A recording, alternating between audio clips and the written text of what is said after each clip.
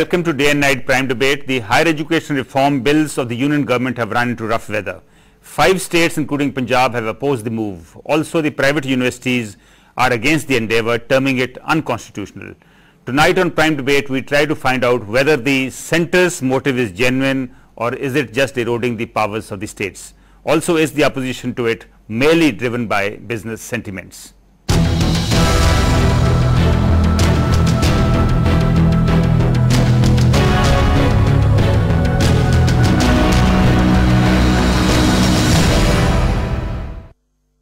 The HRD ministry have brought about some bills to bring in reforms in the educational sector. The ministry says the bills will liberate higher and technical education. However, the opponents feel that with this move, the central government was overstepping on state government's rights.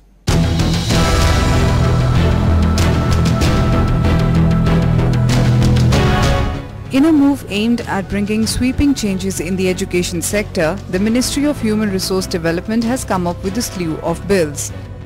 Touted as the education reform bills, these include the Educational Tribunals Bill 2010, the Prohibition of Unfair Practices in Technical Educational Institutions, Medical Educational Institution and Universities Bill 2010, the National Accreditation Regulatory Authority for Higher Educational Institutions Bill 2010, the Foreign Educational Institutions Bill 2010 and Higher Education and Research Bill 2010. The new bills embody the second UPA government's policy on education. The ultimate objective of this policy is stated on record by the Human Resource Development Minister, Kapil Sibal. I want to do the education sector what had been done to the financial sector in 1991. With this objective, I intend to push ahead with reforms which will liberate higher and technical education. Accordingly, a central body will be established to lay down norms and standards which, if met, will make institution eligible for accreditation. A national register of persons worthy of academic leadership will be established. A 30-member collegium will also be established to recommend persons to be listed in registry of potential vice-chancellors. With this bill, the state governments will not be able to appoint vice-chancellors of their choice. The power to set up or recognize a new university, whether state or private, will also vest with the centre. The move has come in for some fierce opposition from various quarters. 5 states including Punjab have opposed this endeavour as they think it erodes states' powers in higher education. The private universities too have termed it unconstitutional, saying the central government was overstepping on state government's rights. The opponents say the overall impact of the legislation is to frustrate rather than augment efforts being made by the state governments to ensure social control on educational institutions. To discuss more on this, we are joined in our studios by Professor S.P. Singh, former Vice-Chancellor, Guru Nanak Dev University, Amritsar, Professor Akshay Kumar, former Secretary, Poota, Chandigarh, Dr. Jagwant Singh, President, Punjab and Chandigarh College Teachers Union, and Dr. Parminder Singh, former President, GNDU Teachers Association. I'll start with you, Professor Singh. Now, the Union Minister, while pushing the bill, he said that the aim is to liberate higher and technical education. But you've been its very vocal opponents. Now, we're going to talk about the individual clauses later, but broadly, yes, why do you oppose the bill? Basically, this bill is not for autonomy. It is only for the autonomy for a few persons and the ministry only. For example, too much centralization, too much undemocratic attitude and too much interference in the autonomy of the universities. But I thought, Professor Singh, it is proposed to give more autonomy to the Vice Chancellor. It is a good camouflage. They gave that we are giving the autonomy to the higher education, but ignoring the university system also. For example, universities are not, you can say, not authorized to open even a college in his own territory without the permission of the central government. And at the same time, you can say, for starting a university and for starting a new courses, for starting a new colleges, for starting new departments, you will have to nod from the central government, from a commission, to even to appoint a teacher, to appoint a principal, to appoint a vice chancellor, to appoint a dean, there must be a note from the central commission. That's over centralization and over undemocratic attitude. So over centralization is why you oppose it. Professor Akshay, now 5 states have opposed, including Punjab. Now, in your opinion, will it liberate the higher education from the whims and fancies of the people in power, or you think it is not going to provide autonomy? The federal system entails tremendous amount of responsibility. This over centralization is primarily because the state powers have misused this federal sentiment. We have seen it in fair measure that all over in these universities of the Punjab or Haryana or Himachal, vice chancellors are removed once the new state government comes into power. They are appointed and removed. Appointed and removed. This is virtually a spoiled system at play. No, but not appointed. In case of the central universities, this Arjun Singh as HRD minister appointed 32 vice chancellors in one night. Whatever it is. But what's the system that way? Let me bring in Dr. Jagwant Singh. Now, Jagwant, tell me, does it take away the regional aspirations, the bill?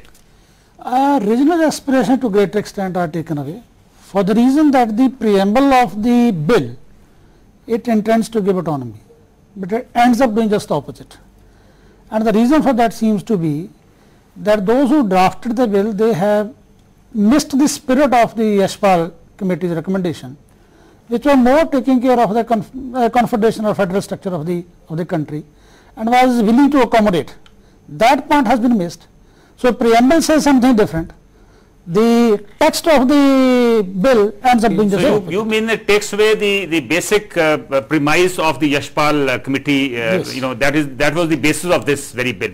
Dr. Parminder Singh, what is your take on this? I mean, the education system is plagued with all kinds of ills. Do you think this is going to address all those ills? I think this question of federalism in the present context is misplaced. We are finding same kind of authoritarianism both in the central government and in state governments also. So to put something like this, that federalism would promote democratic kind of thing, in today's scenario, it is misplaced. Secondly, I would like to point out one thing here, that the working clause which I think is there, is this clause, these 3 words in the preamble to this act, in a competitive global environment. Actually, why are they planning to have this kind of a commission? In order to promote those kinds of policies which are geared towards market forces. Right. That's the main kind of concern of these people who are trying to draft the bill. What I mean to say by this kind of a thing is that they are trying to make education as such as an appendage to the process of globalization. Now, I want to touch on another clause which mentions in the proposed bill that there will be a central university the okay of the central body will be taken before starting any academic activity. As of now, we have a plethora of bodies. You have the UGC, you have the AICTE, you have the Medical Council of India. So do you think this is the positive development? It is not a positive. For example, now the higher education system and technical and medical and agriculture, all are being managed by the experts of their own field. Now there will be only a 7-member commission, and 7-member commission with only 3 full-time members. 4 are the part-time members. 3 person will control all the 13 bodies' work. How can you expect that there will be a transparency? So you mean it's going to be over centralization and also impractical? They possibly can't handle so much. For example, there is a statement from the UGC chairman, at the same time HRD minister also, that all the employee of these bodies will be absorbed in the main body.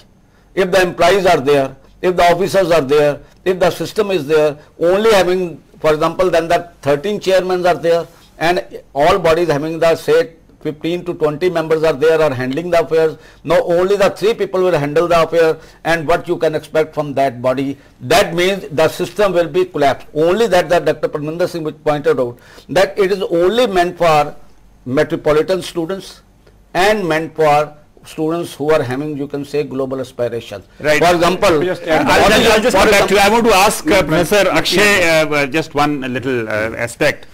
Establishment of a central body to regulate the academic activities, good thing? See, the point is that how well it is executed. It matters a lot on that.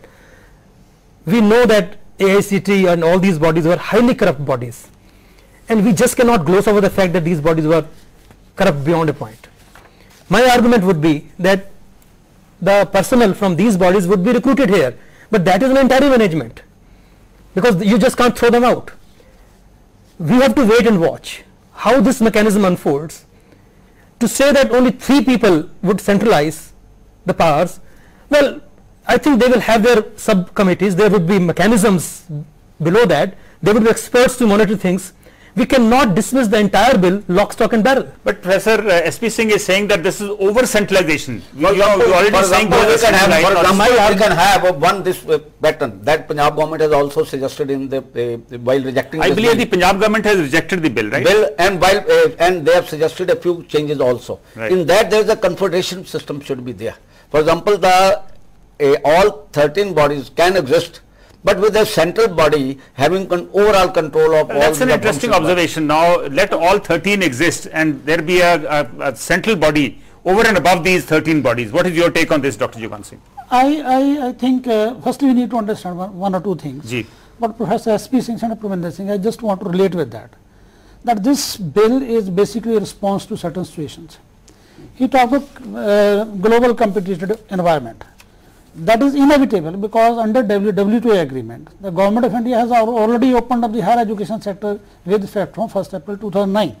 So they have to create an environment which is in accordance with the government of India commitment in WTO. Yeah. The second thing, referring to all the various bodies, AICT and UGC, they are corrupt. These are two developments, I think, which led to a response for the government of India National Committee that we need to do this. That response doesn't seem to be appropriate. But saying that autonomy is not being given, I agree with him that in state universities there is hardly any autonomy. It is too much centralized.